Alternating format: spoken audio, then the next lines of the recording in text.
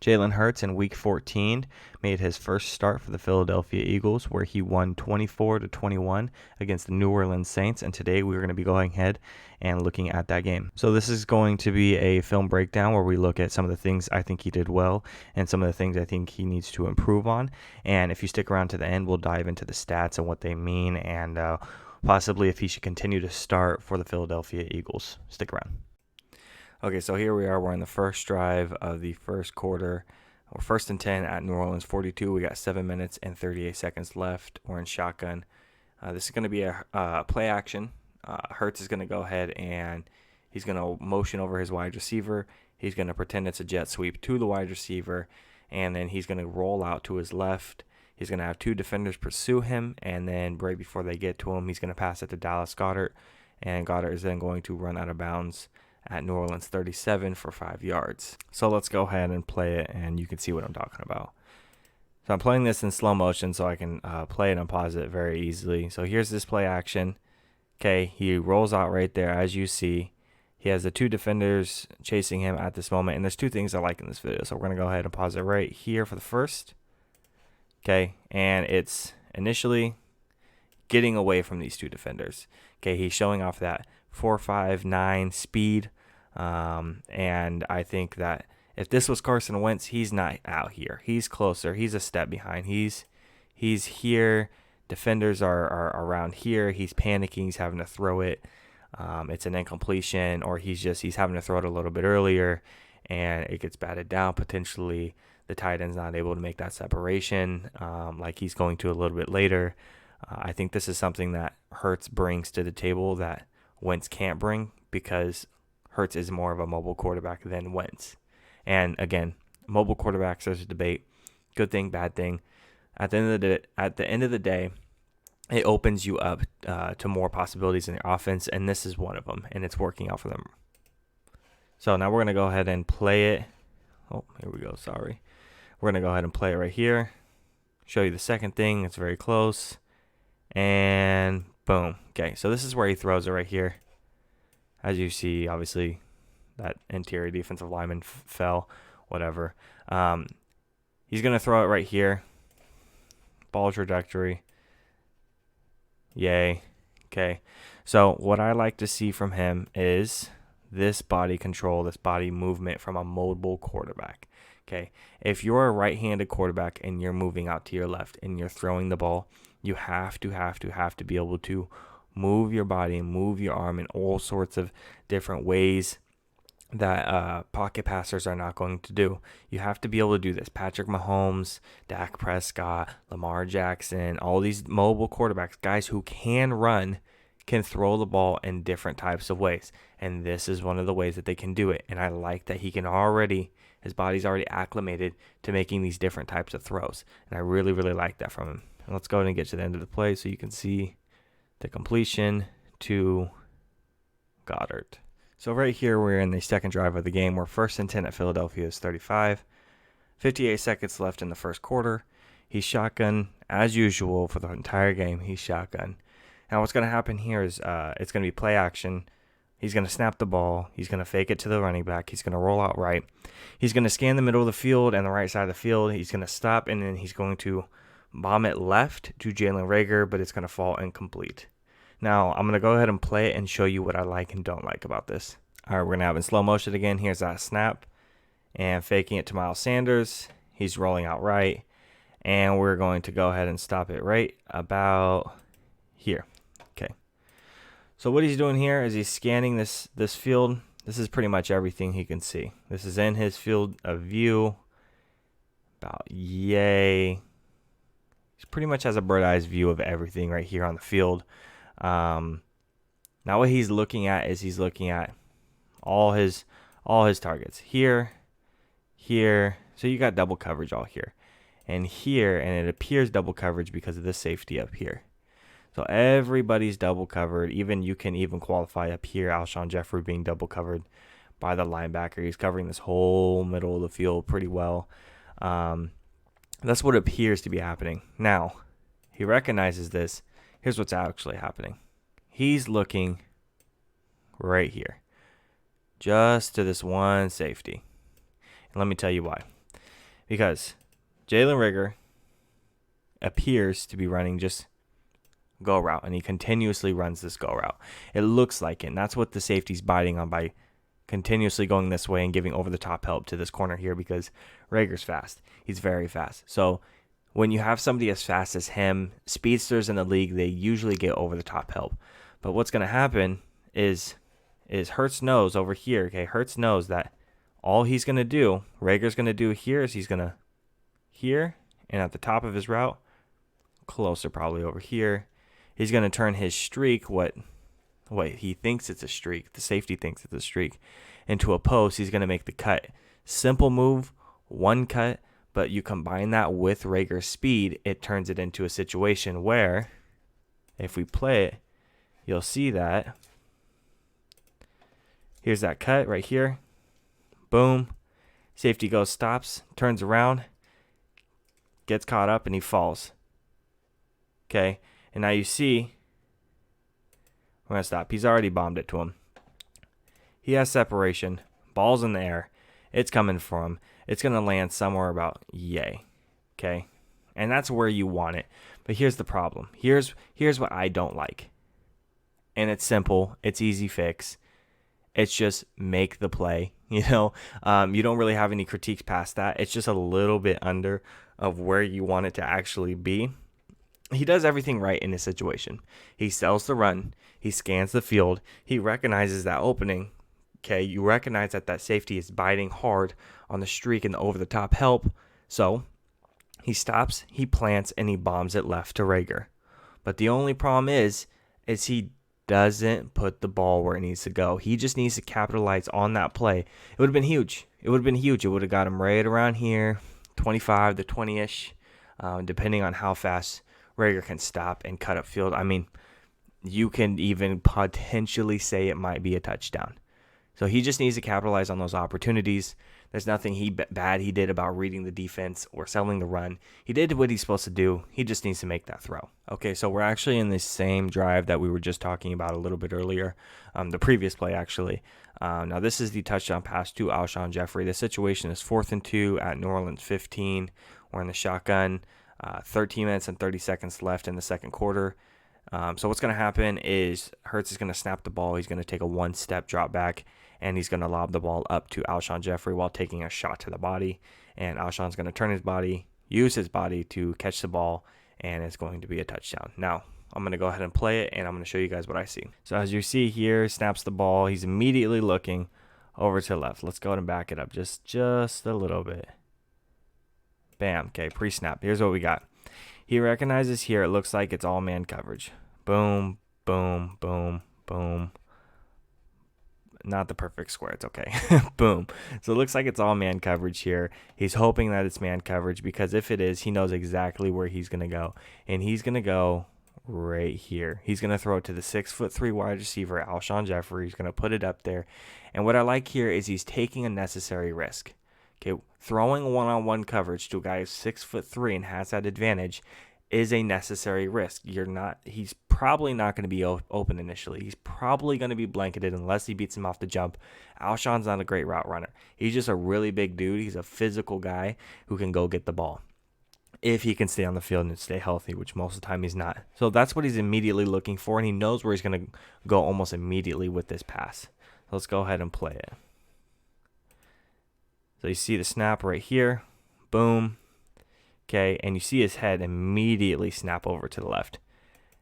See, he's immediately looking down this corner here to make sure that he's staying with them one-on-one. And has this also in his peripheral too. He also sees this. It's not just this in his peripheral. It's this whole thing in his vision that he's seeing right here. So he's just making sure that it is man coverage, that he does know where he is going to go. He's not going to make the mistake and throw the pick because it's double coverage. He does a good job there. And it's blitz. He takes a shot here, throws the ball up to Alshon.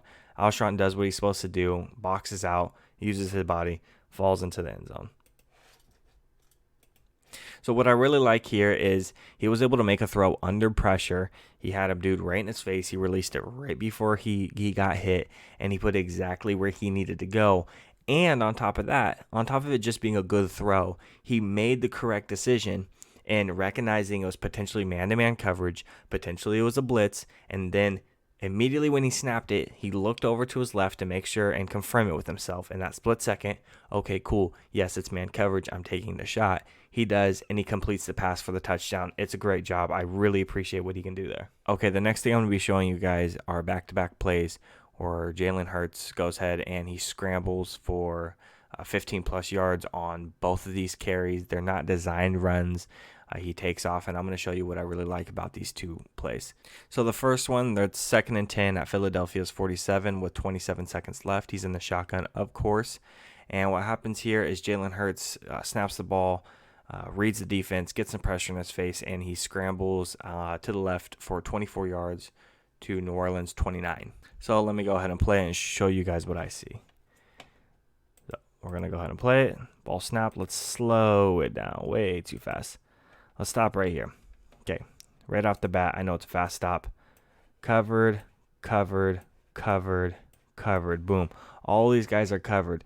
Jalen is making his progressions. He's going through them. Boom, boom, boom, boom. He's going to eventually make his way over here. But here's what's going on. While this is going on up here, you have pressure about to get through the offensive line, and Jalen's about to get some pressure in his face. So let's go ahead and clear it, and let's see that pressure get to him. So there it is. Pressure gets to him. Now, he does a good job rolling out. And what I like, too, is he's not immediately looking to take off, and he's not immediately looking to run. His eyes are actually here. He's looking at this receiver right here to try to see if he can get the ball to him. He sees he's covered. He sees that he has another guy right over here in coverage also really close to him. So probably the pass is not going to be making it towards him, so he knows that. So we're going to go ahead and clear that out. And if we just see in a couple of seconds too, Miles Sanders is here and he looks like he has a little bit of space. But this linebacker here is closing on him very fast. And by the time he gets over here, Miles Sanders is turning upfield and he goes and starts off with the run, which I think is fantastic. That's exactly what he's supposed to do. He gets a big gain, 24 yards to get the Philadelphia in great field goal position. And I think that's something, once again, this running game that Hurts brings to the team is something that Wentz is heavily lacking. Wentz is not able to do what Hurts does in the running game.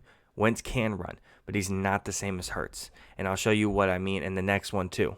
Let's go ahead and jump over there. So you see here, this is the very next play. 18 seconds left on the clock. 1st and 10 at New Orleans 24. What's going to happen here is he's going to snap the ball. The play's going to break down because nobody gets open. Pressure right in his face once again, and he's going to go ahead and take off up the middle for 16 yards to New Orleans 8. So let me go ahead and play it to show you guys what I see. If you play it here, slow motion once again. Here's a snap. We're going to let it play for a couple of seconds, let the receivers do their routes, and we're going to go ahead and pause it right here. Okay, as you see, right guard again, letting pressure through.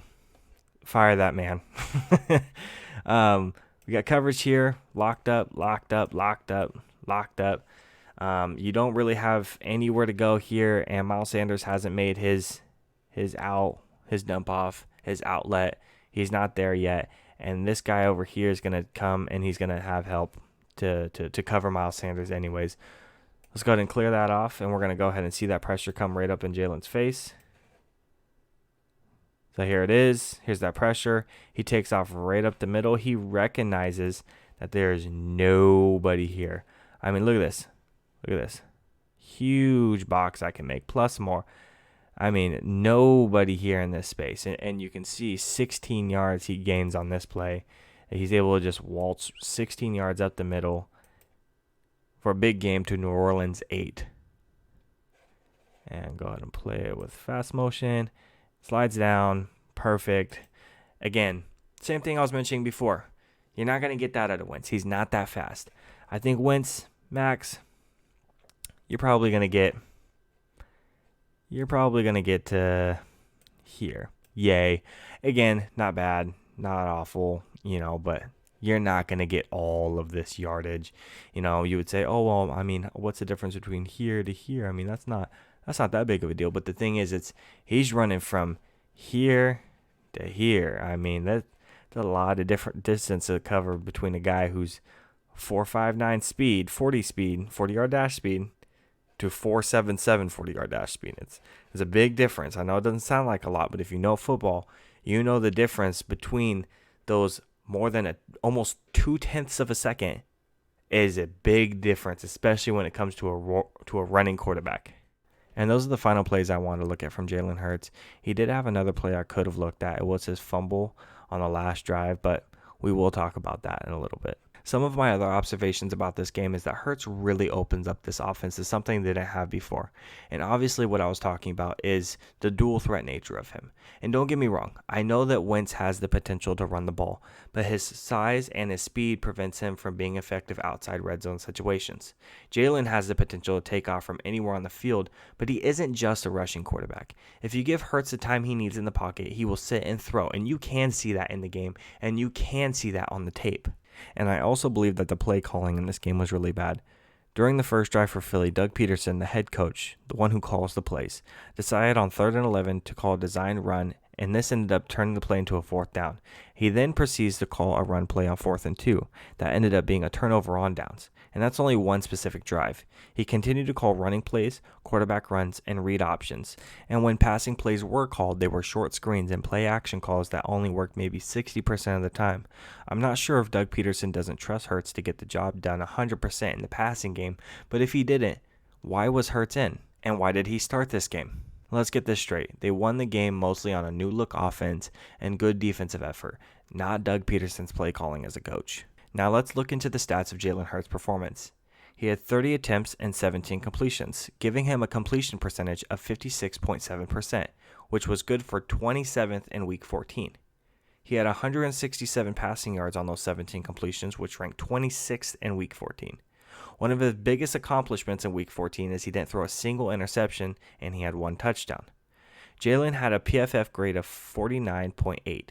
A passing grade of 40.9, and a rushing grade of 69.8. And finally, a passer rating of 83.6, which ranks 22nd in Week 14. So despite the win, why the bad PFF grades? Well, PFF isn't just taking the performance and the win at face value. They take a look at where most of the yards are coming from and turnover-worthy plays. So in those cases, we can point to 74% of his yards coming for after the catch, and we can also point to a sideline pass that was nearly intercepted by C.J. Gardner-Johnson. These two situations alone can bump his grade down significantly, but you can also look at some of his explosive plays coming from busted coverages or his missed opportunities, such as the play I showed you where he missed Jalen Reagor deep left on the side of the field on that play action. Yes, the passing numbers aren't fantastic, but Hurts gives the Eagles the best opportunity to win the games right now this season, if they want to make that real playoff push.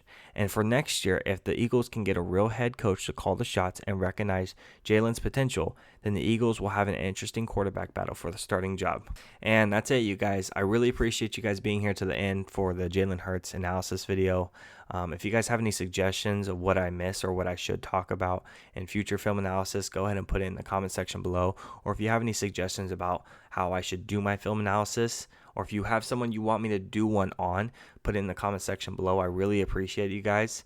If you want to see more videos like this, go ahead and hit the subscribe button. If you like this video, give it a thumbs up. I do have other videos up on the channel. The last video I just did was a part 1 and part 2 about the Lions and how they got to the point they are now and where they can go from here. I basically play as the hypothetical owner, sign my GM, my head coach, free agents, and I go through the draft. If you want to check that out, go ahead and click on my channel name. Click the video. It's not very hard to find. I don't have many videos up. And let me know what you guys think about that video. I really appreciate you guys. This has been NFL Empire.